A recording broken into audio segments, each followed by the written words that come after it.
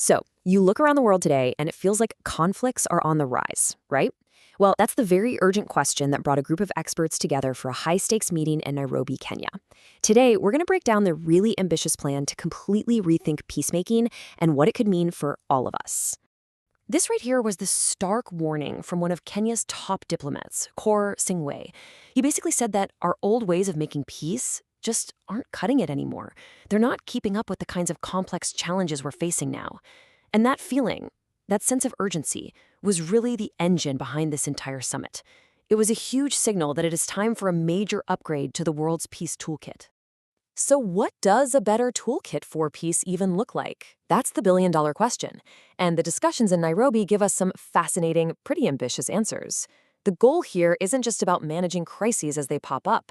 It's about fundamentally strengthening the whole architecture of peace itself. All right, so let's zoom in a little bit on the summit itself. What exactly was this meeting, and who was in the room cooking up these really powerful new ideas?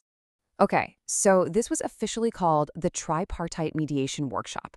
It brought together some heavy hitters, senior officials, diplomats, and mediation experts who've actually been on the ground from 3 key countries: Kenya, the United Kingdom, and Finland. And this wasn't just some casual get-together. It was a really focused effort to share what's working, what isn't, and to chart a whole new course for peacemaking. And what's so interesting is that each of these countries brought something totally unique to the table. You had Kenya stepping up, positioning itself as a regional leader, ready to drive a bold new global idea. Then the UK came in, really hammering home the point that modern mediation has to be inclusive, especially when it comes to the role of women. And then there was Finland, bringing its deep, almost Nobel Prize-level heritage in mediation and sharing all that amazing expertise. And that leadership role from Kenya, well, it came with a proposal that's, honestly, it's a potential game changer. It's an idea that could completely alter how we approach international mediation.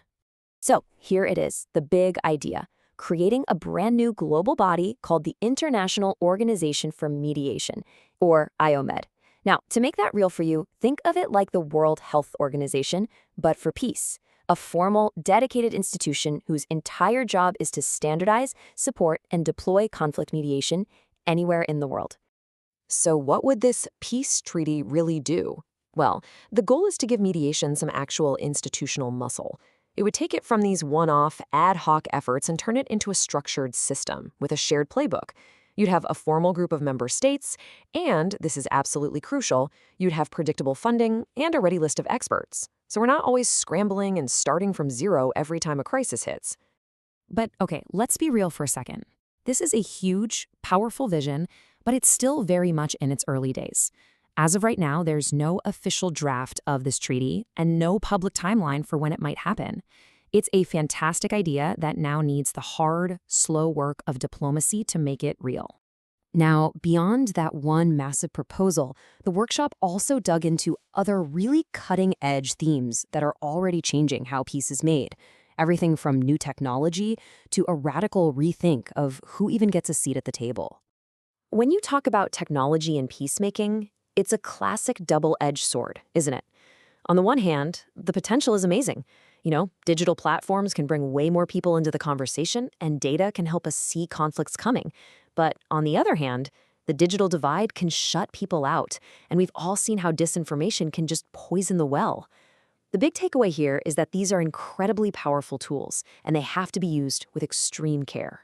This simple fact right here shows you why inclusivity isn't just some buzzword, it's a core strategy.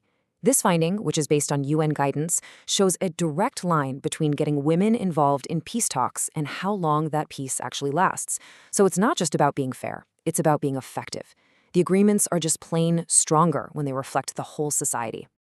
And building on that, the folks at the workshop really committed to making sure peace processes are truly representative. That means going out of your way to make space, not just for women, but for young people, for local community leaders, and for other marginalized groups, the very people who are so often hit hardest by conflict, but are the least likely to have their voices heard. Okay, so a ton of powerful ideas were on the table. But what happens now? How do you turn all this great talk into a concrete plan for moving forward? The good news is, this wasn't just a talk shop. The workshop ended with a really clear list of next steps. The priorities are obvious. Got a concept note for that peace treaty written and start passing it around. Start piloting some of these new digital tools in a real-world project. create practical guidelines so that inclusivity is a rule, not just an aspiration. And finally, set up a working group to make sure all this momentum doesn't just fizzle out. But, and there's always a but, the road ahead has some pretty big bumps. There's still no timeline for that treaty, and maybe most importantly, no new money has been announced to actually fund these things.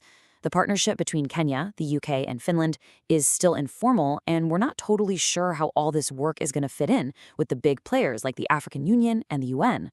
Which, of course, leaves us with the final massive question. The Nairobi summit put forward this ambitious, modern, and really inclusive blueprint for peace. But taking brilliant ideas off of a piece of paper and making them work in the real world, well, that's always the true test. The potential here is absolutely enormous, but whether this moment truly changes how we resolve conflict, that's a story that's still being written.